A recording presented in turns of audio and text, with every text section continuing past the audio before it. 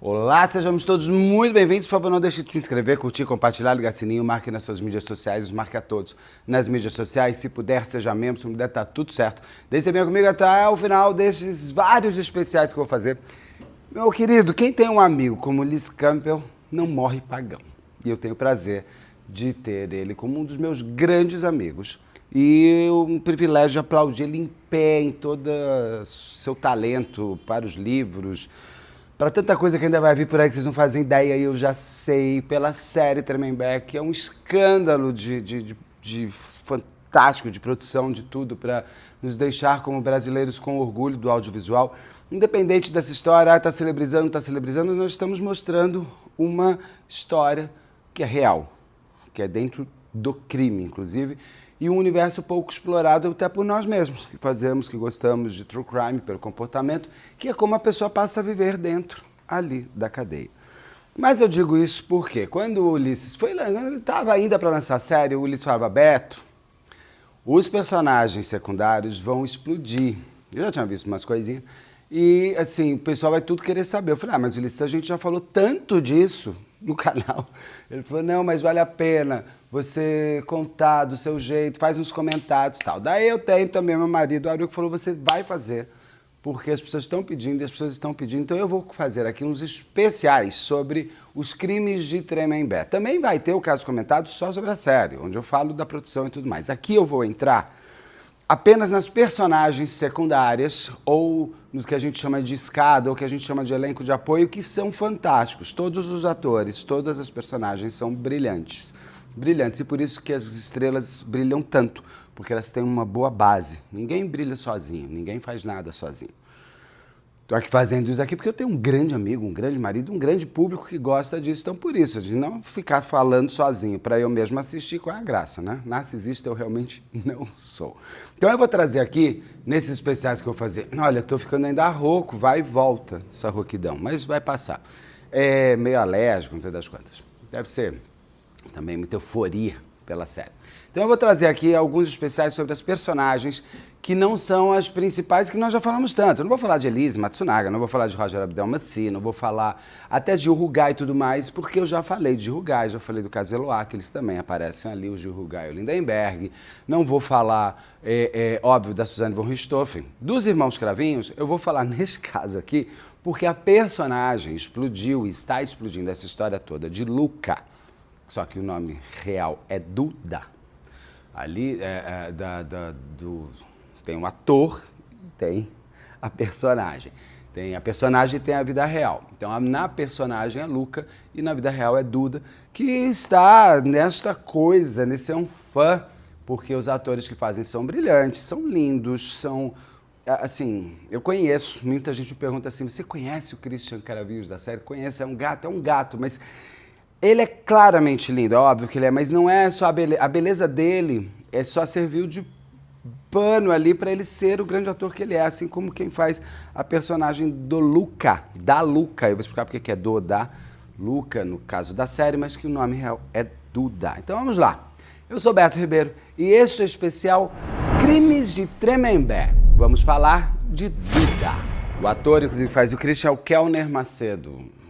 Cara super bacana, inteligente, bom ator e muito bonito, óbvio. Eu não vou usar aqui, eventualmente, as imagens das personagens reais, em função de um respeito a eles mesmos, né? Até por conta de eles, tirando o Christian Cravinhos, que já é muito conhecido, o Duda, que é o nome, que é o apelido real e que na série é chamado de Luca. Ai, Beto, por que mudaram os nomes das personagens secundárias? Pergunte pro Ulisses. É óbvio que eu sei, mas pergunte para ele e ele te responde. Mas vou contar aqui a história daquele rapaz que vai ser um movimento importante dentro da penitenciária ali de Tremembé, inclusive para a personagem, para a vida real do Christian Cravinhos, que é envolvido com o crime da Suzane von Richthofen. Eu não vou falar do crime da Suzane, aqui tem caso comentado, entrevista, tem tudo. Vocês vão lá, tem aqui a playlist. Inclusive eu fiz uma playlist chamada Crimes de Tremembé, para facilitar vocês acharem tudo que é conteúdo relacionado às pessoas que estão ali dentro dessa cadeia.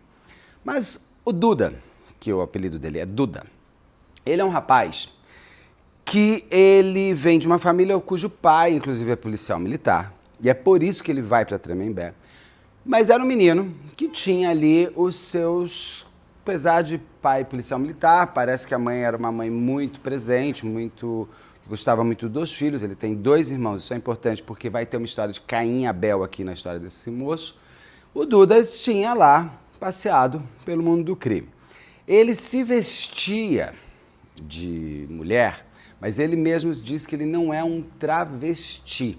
Ele usava a vestimenta feminina apenas como fantasia para os assaltos que ele realizava junto com 2 garotas de programa que eram amigas dele.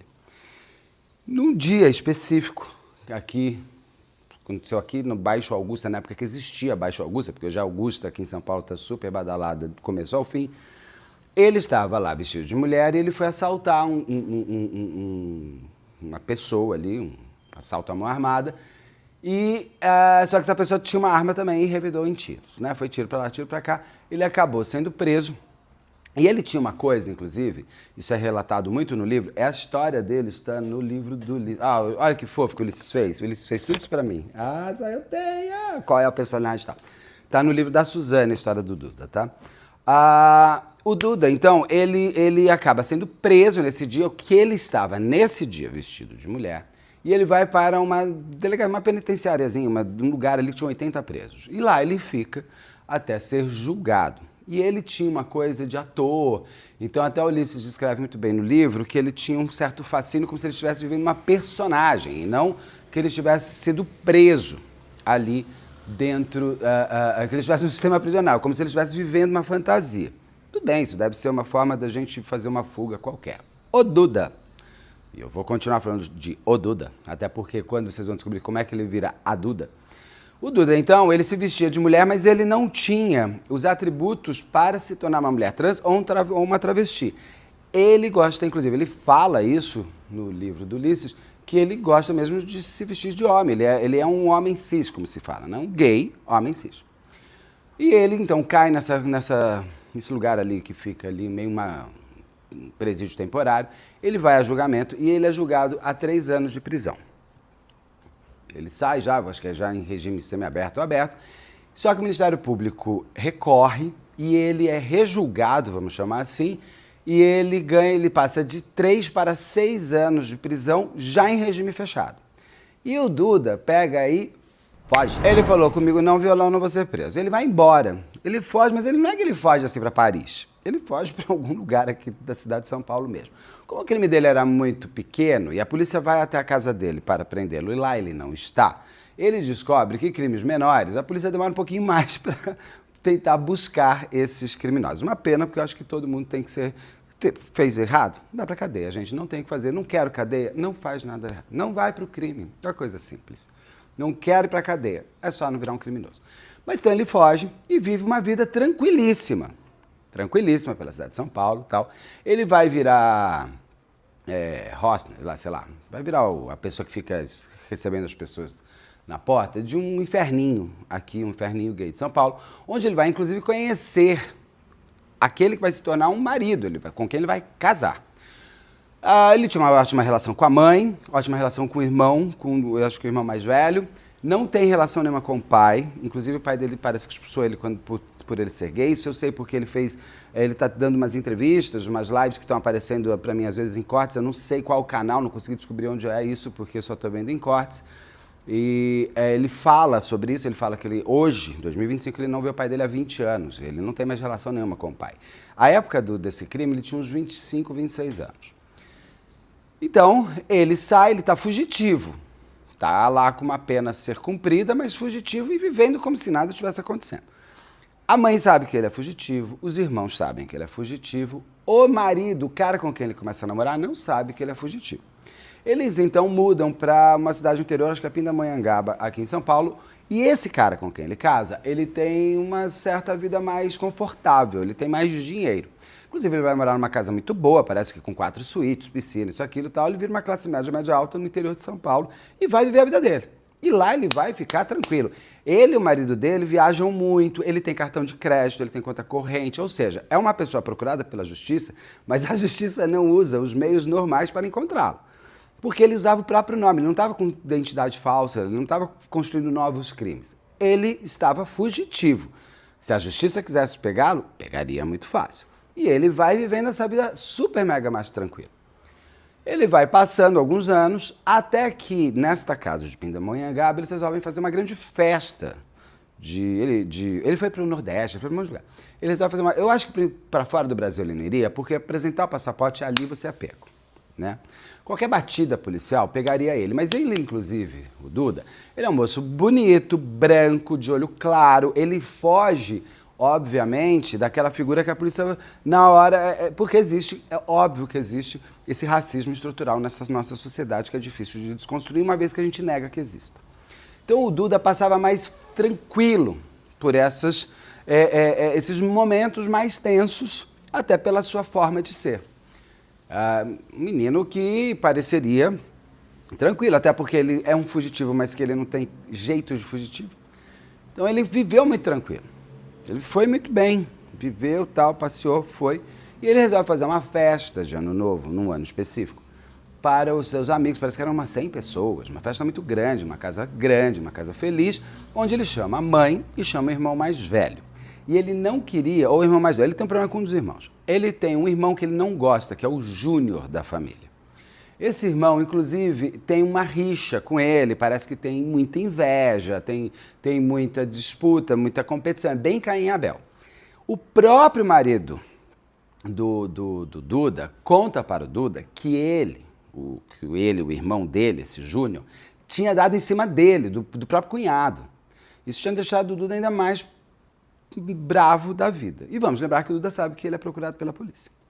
Neste ano novo, o Duda fala pra mãe, eu não quero o Júnior aqui em casa. Mas mãe quer todos os filhinhos amigos, né? Eu, graças a Deus, tenho amizade com meus dois irmãos. Agora, se Deus tivesse dado uma outra forma de ser, eu não ia também correr atrás. Entendo perfeitamente o Duda, na minha casa não, violão. Mas a mãe confessa, insiste. O Duda, então, permite que o irmão volte, venha passar esse ano novo em casa. Quando ele chega em casa ali no ano novo, tá lá, tal, não sei o que lá, esse irmão começa a bajugar na bebida e começa a ficar doida. E começa a fazer, joga copo no chão, dá um tapa na cara da mãe, fala pra ela, limpa isso, sua vadia, faz umas coisas, faz umas cenas na frente das pessoas, constrangendo, inclusive, o próprio Duda, o marido dele, que estão recebendo pessoas na sua casa, e ninguém quer ver a sua mãe sendo abordada por seu irmão, né? Pelo amor de Deus. Eles levam ele pro quarto e tal, e começa uma briga lá entre eles no quarto, que eles querem que esse Júnior fique quieto dentro do quarto, esse Júnior não quer fazer escândalo. Esse Júnior, então, naquela coisa que pega, ele acaba caindo e batendo o supercílio, né, que fala, aqui, a sobrancelha, num negócio do armário e começa a sangrar muito. Ele sangra bastante, tal, não sei das quantas, e faz um escândalo, e ele vai embora, ele pula a janela da casa e vai embora pelo bairro. Como foi uma gritaria, algum vizinho deve ter ligado para a polícia e falado, tá tendo rolo nessa casa aí, vai ver o que está acontecendo. Uma pessoa que está sendo procurada, está dando uma festa para 100 pessoas. A polícia chega, o Duda fica super angustiado. Tá lá, tá, não sei o que lá, a polícia chega e pergunta o que está acontecendo. A mãe do Duda fala, olha, foi uma briga normal de família, mas já se resolveu, tá tudo beleza. A polícia fala, tá bom, ok, vão embora, para com esse som às 5 horas da manhã, porque, né, Deus já é ano novo, mas beijo pra você. E eles pegam e falam, ok, estamos indo embora. Quando eles estão saindo, quem está voltando? O Júnior, o irmão do Duda, o Caim do Abel. É o Caim que mata Abel, né? Então ele é o Caim. Quando o Duda chega, vê a polícia, ele está sangrando, a polícia fala, o que aconteceu com você? Ele falou, meu irmão, o Duda, tentou me matar. A mãe fala, não, é verdade. Fui eu que peguei você bateu comigo e caiu, bateu, não foi teu irmão, não. Ele falou, fiquem sabendo que o meu irmão é procurado pela polícia. Você sabia? A polícia ouve aquilo e fala, não, preciso averiguar o que está sendo contado aqui, inclusive, por exemplo, com esta serra que começou, não é? Porque eu preciso averiguar esta serra, que momentos de inferno, deste barulho que me atormenta, que me atrapalha e que vem atrás de mim, porque onde eu estou tem barulho. Eu não sei por que o barulho me persegue. Apertei aqui para o barulho ficar menos chato, que é uma serra que vai e volta, bodego aqui. Então, a polícia ouve aquilo, que o Duda é procurado pela justiça, que está fugindo da cadeia, a polícia vai averiguar, pede os documentos do Duda, o Duda sobe e fala, calma que eu vou pegar minha identidade. Eles falam, ok, tô esperando. Aí ele sobe, ele foge, ele não vai se entregar.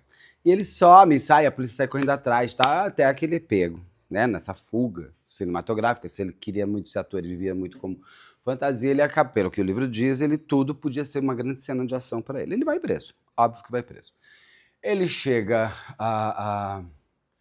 como ele tem 6 anos para cumprir, ele é levado para Tremembé, inclusive por ele ser filho de policial militar, que isso é uma segurança porque parentes de policiais em presídios normais vão sofrer muitas retaliações, inclusive o policial aqui fora. Então, essa serra... Será que tá ouvindo? Odeio essa serra. Não pode ter serra mais, gente. Vamos encerrar serra no mundo, tá? Serra está encerrada. Estou encerrado, qualquer serra. Mas precisa encerrar, não pode mais. O que cerrou, cerrou. O que não cerrou, não cerrará mais. Então ela chega, o Duda chega em Tremembé. Quando ele chega em Tremembé, ele não chega montado. Porque vamos lembrar que ele foi preso lá atrás, montado de mulher, e lá atrás ele entrou num outro presídiozinho, e ele viveu a vida dele, ele parou de roubar, porque ele casou inclusive com esse homem que tinha dinheiro e tudo mais. É um homem mais velho, assim por diante. Ele gosta de homens mais velhos, são um prazer dele. Ele, então, segue o Duda, ele chega em Tremembé, ele não chega montado como é mostrado na série. Eles montaram o Duda chegando em Tremembé porque teria que contar tudo isso que eu falei para chegar ele lá, né? E fica mais impactante para nós assistindo a série, ele chegando montado em Tremembé. Então ele vai para Tremembé primeiro num regime fechado, porque ele chega a ser colocado num lugar mais reservado, e ele chega na primeira cela que é colocado o microfone bem aqui para essa serra insuportável. Ele chega nessa primeira cela e ele está de frente com um senhor, a cela dele é aqui, porque você faz uma certa quarentena quando você chega, até para você se entender que você vai ficar num presídio. Ele está numa cela individual e na frente dele tem um outro senhor que está preso também. A história desse senhor é importante ser colocada porque impacta muito o Duda aqui. Esse senhor tinha matado a mulher dele com uma facada no coração. Que horror! Mas é uma história, se você já assistiu ao filme Amor, você vai entender o que aconteceu. E é uma discussão que a gente precisa ter sobre eutanásia, sobre morte assistida, sobre o direito de a pessoa querer partir quando uma doença é incurável, ela não quer mais ficar sofrendo. A mulher desse homem pede para ele dar fim à vida dela porque ela não aguentava mais de sofrimento. Eles fazem um pacto, eu acho um grande pacto de amor, onde ele tiraria a vida dela e ele em seguida tiraria a própria vida para que os dois se encontrassem no céu. Essa era a história dos dois, eram senhores e tal. Ele tira a vida da mulher no hospital e lá rapidamente descobrem e prendem ele. Ele não tem tempo de conseguir tirar a sua própria vida. Dentro já de Tremembé, ele está sendo mais assistido porque ele já tinha tentado tirar a vida, se autoexecutar, amarrando roupas, tanto que ele ficava na cela só de cueca. Ele não tinha nada, nenhum objeto que permitisse que ele conseguisse tirar a própria vida, mas ele estava focado nisso. E o Duda fica conversando muito com esse senhor, tentando tirar da cabeça dele a vontade de morrer. E parece que esse senhor até fica melhor, eles ficam dias conversando, porque era uma conversa dele frente a frente, ele faz uma relação de confiança, de conversa com esse senhor. E todo dia esse senhor tirava um pouquinho do colchão, um pouquinho de algodão do colchão, como se fosse uma mania. Tem Maria Antonieta, por exemplo, em Paris, se você for lá onde ela ficou presa, você vai ver o tapete que ela parou. A única coisa que ela podia fazer era tirar o nó do tapete. Você percebe o último nó que ela tirou antes de ir para a guilhotina. Era o prazer dela, era o passatempo dela. Ele pode ter visto dessa maneira também. Só que esse senhor não estava com essa ideia, ele estava com a ideia do fim. Um fim terrível, horroroso, vou tentar ser o menos gráfico possível. Ele foi juntando esse algodão todo, misturou com pasta de dente e engoliu. E isso fez com que ele tivesse uma asfixia. E o Duda viu isso, o Duda gritava, pelo amor de Deus, socorro, tal. Quando os guardas chegam, eles olham aquela cena tão horrorosa, o homem já estava roxo, que eles não conseguem nem abrir, demora. Quando eles vão nesse senhor, esse senhor morreu. Então o Duda tem esse grande trauma horroroso, realmente, de ver uma pessoa tirando a própria vida. Uma pessoa que você tinha já desenvolvido até uma confiança que nada aconteceu.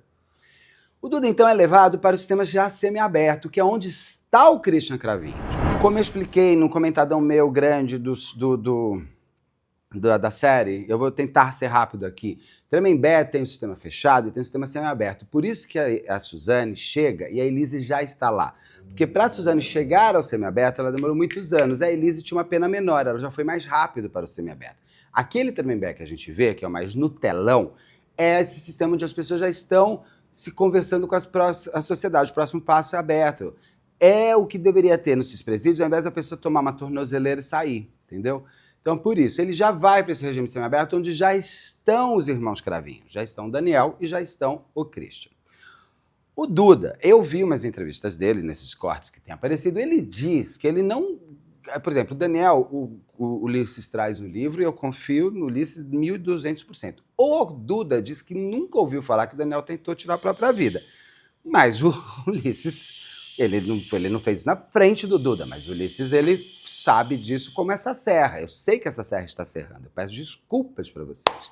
Estou tentando falar mais por cima dela. Ai, que ódio dessa serra. Então ele chega nesse local e ele encontra o Christian Cravinhos e o Daniel. Mas antes dele encontrar, ele vai encontrar o Terremoto, que é uma personagem que eu também vou falar futuramente desses crimes de Tremembé, que vocês viram, que é um homem enorme, um ótimo ator. E ele chega, quando ele chega, o Terremoto fala pra ele o seguinte, ele tá tomando banho, e o Terremoto, todo mundo tem medo dele, né? Porque ele é matador de aluguel, tem uma pena altíssima. Estão tomando banho e o Duda fica tomando banho. O Terremoto pede pra ele fazer um teste com ele, Terremoto, pra saber se ele é gay, bi ou não sei o que lá. Pede pra ele dar uma badiaga nele. E ele badiaga nele. Inclusive, isso é importante, já trazendo, antecipando até a história que vai acontecer com o Christian Cravinhos, que tem no livro do Ulisses, muito bem descrito por uma excelente especialista, que as pessoas se reorganizam sexualmente, até mesmo em função de onde estão. O fato de pessoas, quando homens e mulheres que são presos em presídios unissexos, se tornarem lésbicas e gays, não significa que eles sejam, mas naquele ambiente, naquele universo, a sexualidade se remolda, até mesmo porque o prazer sexual é necessário. Não significa que fora daquele lugar as pessoas vão manter a sua nova orientação sexual, né? Com seu novo ser sexual. Isso não isso é muito interessante, porque você pode mudar o seu desejo em função da sua carência. O próprio Terremoto fala, eu não sei o que eu sou, porque aqui eu tô com vontade de transar, amor. Então, assim, só que eu sou hétero lá fora. E o Terremoto é quem vai contar para o Christian do prazer que ele, Terremoto, teve com a relação sexual que ele teve com o Duda. Isso vai despertar no Christian, segundo o livro, vai despertar no Christian a curiosidade. De curioso não morreu o gato, que dizem, no caso, o ator que faz o Christian é um gato, então ele vai em cima do Duda e ele passa a chamar o Duda de a Duda, colocando nele esse artigo feminino, provavelmente para se imaginar melhor nessa situação toda de masculinidade, sei lá, eu sou ativo, você é o passivo, então eu sou menos gay que você, tem umas bobagens assim que se pensa. O Duda, então, ou a Duda, passa a se relacionar com o Christian. E realmente, para a Duda, foi uma grande paixão. Ele falou isso nessa conversa, como a serra serramos. Tá! O Duda, ou a Duda para o Christian, realmente teve uma grande paixão. E o Christian teve também. Agora, o Christian está negando, tá tudo certo, eu entendo. Ele falou uma última vez agora, que eu vi, que ele falou assim, que ele não deve satisfação a ninguém. E não deve mesmo. Não deve. Não deve satisfação a ninguém. Ele fala o que ele quiser. Agora, como ele disse que era mentira, o próprio Duda teve que mostrar que é verdade. E o Ulisses mesmo foi checar. Ele deu uma entrevista esses dias em alguns lugares, contando o quanto que ele checou se toda essa história do Christian era real ou não. Que dentro do presídio todo mundo sabia que o Christian e o Duda tinham uma relação. Inclusive, tem uma situação que o Duda, quando ele sai, porque ele vai estudar, sei lá o que vai acontecer, ele entra e tinha um policial que fazia uma revista muito íntima no Duda. E o Christian morria de ciúmes do Duda. O Christian chega a fazer um boletim de ocorrência contra esse policial, falando dos abusos pelos quais o namorado dele estava passando. Então isso é uma grande prova. Ele escreveu inúmeras cartas de amor pro Duda. O Duda guardou e ele está expondo essas cartas. O Duda contou, por exemplo, que Duda, gostava muito de Boticário e Natura. Só gostava desses dois sabonetes. e que o Christian saiu pegando tudo que era sabonete Boticário e Natura pelo presídio, não sabia que usavam essas duas marcas lá, e que fez um grande coração para ele na cama, que ele e o Duda faziam, eles faziam cenas muito românticas entre eles. E a história da calcinha é real segundo o Duda. O Duda, inclusive, tem a calcinha. Mas nesse caso, a calcinha, para se garantir que um dia o Christian Cravinhos usou, teria que ser periciada. Será que tem DNA ali que comprovasse? Fica aí no imaginário. Né? Eu acho que o que pode ter, assim, o mais chocado de todo mundo é que é o Christian que usa a calcinha no final, né? E aí ele mostra essa calcinha, ele tem essa calcinha, isso está sendo mostrado em todos os lugares, vou mostrar aqui porque eu não acho legal, mas ele já provando essa calcinha. E que realmente, quando o Christian sai da cadeia, ele passa a viver a heterossexualidade dele. Parece que eles tiveram um último encontro, um último beijo e nunca mais se viram. Porque, inclusive, os amores que existem dentro, é que nem Big Brother, gente. Quantos casais, de fato, quando termina o Big Brother, continuam? Naquele universo você se une, fora dele você não é mais, porque você está numa carência. Então, assim, você pode pegar o próprio Daniel, que tinha uma relação heterossexual com uma menina que ia lá visitar o irmão, ele casa com essa garota. Quando ele sai em regime aberto, ele larga essa menina, porque a relação ela só se estabeleceu lá dentro, não tinha como se manter aqui fora. O Duda tinha, inclusive, além da relação com o Christian, um outro famoso, ele era muito amigo, ou é muito amigo do Gil Rugai, que matou o padrasto e a madrasta e o pai, tem aqui também o caso comentado. O Gil Rugai, inclusive, ele fazia um chá das 5, espero que isso apareça numa segunda temporada, porque é muito interessante, ele fazia um chá literário, porque o Gil Rugai era muito inteligente, muito intelectual. E ele fazia, então, esse Duda era muito amigo, ele vivia, inclusive, muito com o Gil Rugai ali. Então, essa é a história do Duda, que na série chama Luca. Tá? É uma história que eu achei interessante. Você percebe o seguinte: dentro da cadeia, né, o mais bonzinho é o mais malzinho. Mas assim, o Duda realmente só está ali por conta de ser um filho de policial militar. O crime dele, ele não matou ninguém, ele roubava as pessoas à mão armada, né? E parou quando ele casou. Ele realmente. E o casamento dele acabou. Quando ele foi preso, o marido dele mandou uma carta falando: tchau, amor, não quero ser casado com bandido, pelo que está no livro. Eu não sei se eles voltaram ou não, porque o livro não traz essa recordação depois. O Duda já está solto faz tempo, ele está aparecendo em muitos lugares, sempre eu falo que eu converso com todas as pessoas. Se alguém da série, alguma pessoa que aparece, né, quiser dar entrevista, é só mandar e-mail para a equipe betoribeiro@gmail.com que eu marco a entrevista. Marco entrevista com o Christian, marco entrevista com o Duda, marco entrevista com todas as outras personagens que apareceram e aparecerão, porque eu espero que novas temporadas cheguem. Então, esse é o primeiro especial Crimes de Tremembé. Haverá muitos outros, porque tem outros personagens muito interessantes também. Então, espero que vocês tenham gostado. Gostou? Me conta aqui se você curtiu esse quadro que uma hora vai acabar, porque vai acabar os personagens, mas volta numa segunda temporada. Então, até já e fala. Até já.